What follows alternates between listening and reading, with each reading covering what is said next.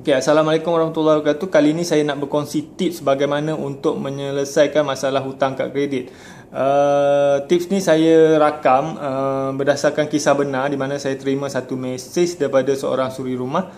Dia ni ada 6 kad kredit. Satu katanya dah settle, tinggal lagi 5. Yang 5 tu jumlah hutang dia lebih kurang 37,000. And then dia ni gaji dia tak besar, kasar dalam 2,300. And then dia ada potongan sebulan 1,200. So balance dekat dia tinggal lagi RM1,090. And then suami dia pun bekerja, tapi gaji tak besar lah, kasar 1,400. Masalahnya dia tak tahu berapa balance gaji suami dia lah. Sebab bila tanya, suami dia tak nak jawab, diam ataupun mengelak lah. So dia ni stres lah sebab semua belanja makan, belanja dapur, belanja rumah, semua dia seorang yang tanggung. And then diorang ni ada 5 orang anak. Yang paling besar umur 16 tahun, yang paling kecil umur 8 tahun. And then suami dia ni ada bagi duit lah tiap-tiap bulan 200. Tapi dia kata duit tu dia gunakan untuk bayar installment motosikal suami dia. So macam bagi pun macam tak bagilah. And then saya rasa dia ni dia ada masalah lah, sebab dulu dia boleh gunakan kad kredit untuk menampung belanja dia yang tak cukup. Tapi sekarang ni semua kad kredit dia dah full. And then dia nak buat loan, personal loan pun mungkin tak boleh, sebab mungkin nama dia dah kena blacklist apa semua kan. So dia stress lah. Pada saya lah, masalah ni bukan dia seorang saja yang alami. Ramai lagi menghadapi masalah yang hampir sama. Dan cadangan saya kalau boleh, suami isteri ni kalau boleh diorang ni berbincang tentang kewangan lah, bercakap pasal duit. Sebab setengah orang ni dia tak mau bercakap pasal duit kan. Bila ditanya melenting kan. Ada setengah orang tu saya tengok, bila pasangan dia tanya gaji berapa, belanja ke mana, berapa balance, ada yang melenting lah kan. Bila kita tanya banyak-banyak, dia dah naik angin kan. Benda ni biasa, ramai orang bersikap macam tu lah. Mungkin dia tak nak orang tahu macam mana dia belanja duit apa semua kan. Bila tanya banyak-banyak, nampak sangat tak reti urus duit kan. So ramai yang cuba mengelak lah kalau kita tanya macam mana kita berbelanja duit. So untuk yang pasangan suami isteri ni, diorang ni kena berbincang tentang pengurusan duit. Okey, macam saya dengan isteri saya, kami boleh dikatakan hari-hari kita bercakap pasal duit. Bukannya kita orang ni gila duit.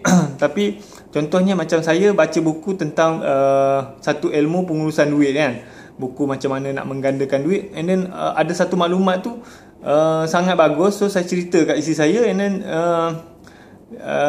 kita berbincang lah macam mana kita nak apply apa yang kita saya baca tu kan. Lepas tu dia pun cuba cari lagi maklumat. And then dia dapat maklumat baru. And then kita bincang. So hari-hari kita bercakap pasal duit. Macam mana kita nak uruskan duit, macam mana kita nak invest kita punya duit kan.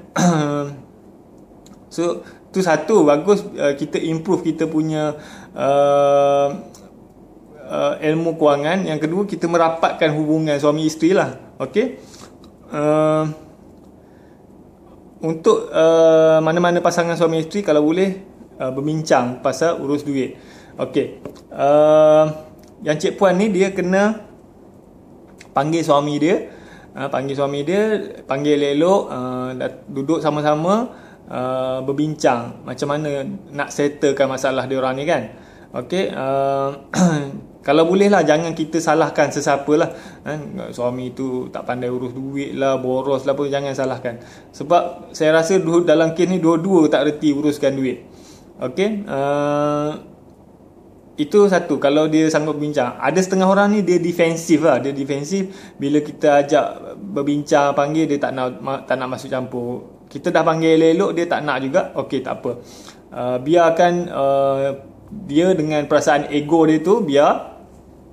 And then sebab kita nak ubah orang ni bukan senang, tapi kita boleh ubah diri kita.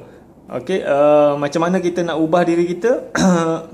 Dari segi pengurusan kewangan, kita kena tambah ilmu kewangan lah. Okey, dekat sini saya nak cadangkan ada 3 buku yang saya rasa bagus yang tuan-tuan perempuan perlu baca.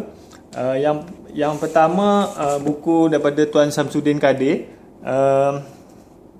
Tajuk dia Hidup Tenang Walaupun Berhutang. Buku ni memang menyedarkan saya lah tentang bahaya kad kredit dan macam mana untuk kita settlekan hutang kad kredit. Dia ada banyak teknik dalam ni lah. Kalau boleh tuan-tuan dapatkan buku ni, baca. Harga dia tak mahal, dalam RM20 saja.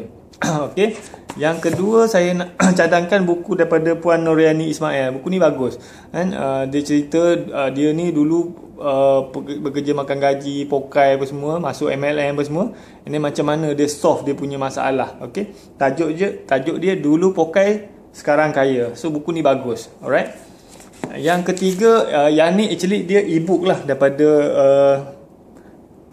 Pak D, Suzadi Maulan. Saya beli online. Tuan-tuan boleh beli melalui www.panduancashflow.com. So harga dia tak silap saya RM40. So buku ni bagus. Dia punya jalan cerita dia very santai lah. Okay, so kalau boleh tuan-tuan dapatkan ketiga-tiga bahan bacaan ni, baca dan cuba praktikkan apa yang ditulis dalam buku tu. So saya rasa setakat ni itu saja. Nanti insyaAllah saya akan buat rakam lagi video bagaimana untuk menyelesaikan masalah hutang kad kredit. Sekian, terima kasih.